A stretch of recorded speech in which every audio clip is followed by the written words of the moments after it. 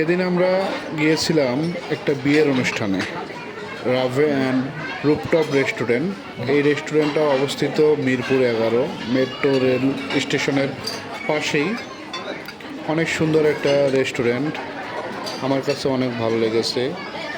এদের খাওয়া দাওয়ার মানটাও অনেক সুন্দর এবং এদের পরিবেশনা এবং যে ম্যানেজমেন্ট অনেক সুন্দর।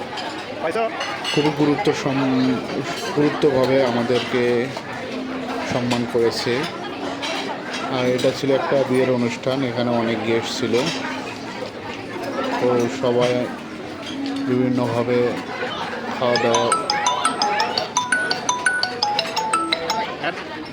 খাওয়া